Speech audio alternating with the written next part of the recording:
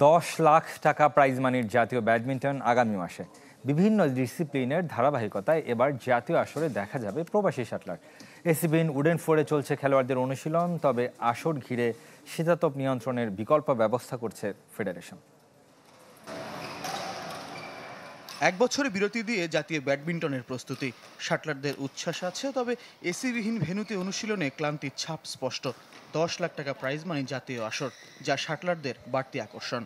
অনেক বড় টুর্নামেন্ট হতে যাচ্ছে, প্রাইজ মানিটা অনেক বেশি, আমাদের প্লেয়ারদের মনে উৎসাহ অনেক বেশি। গরম তো গরমের সময় একটু গরম তো লাগবেই। আমার মনে হয় না যে আমরা প্লেয়াররা এতটা সময় কোনো এক টুর্নামেন্টে পেয়েছি।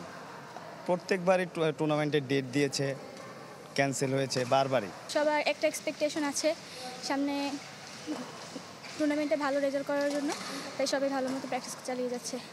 শীতাতপ নিয়ন্ত্রণ জটিলতা নিরসনে আসর চলাকালীন পোর্টেবল এসির ব্যবস্থা করছে ফেডারেশন।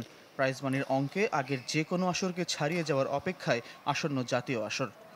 আগে যেটা ছিল 3 লাখ টাকা গত বছর, সেটাকে আমরা বাড়িয়ে এটা আমরা 10 লাখ টাকা করেছি, যেটা আমাদের ব্যাডমিন্টন ইতিহাসে প্রথম একটা বড় প্রাইজ মানি। এসির বিষয় নিয়ে আমরা এনএসসিকে চিঠি দিয়েছি। এটা একটা সময়ের ব্যাপার, অনেক টাকার ব্যাপার।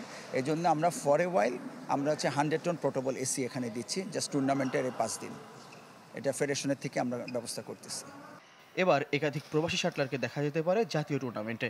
সাবেক জাতীয় চ্যাম্পিয়ন আইমানের আশাও নিশ্চিত। এটা আইমানের আসার কথা, ও তো এখানে অনেক ভালো করতেছে, ভালো খেলতেছে।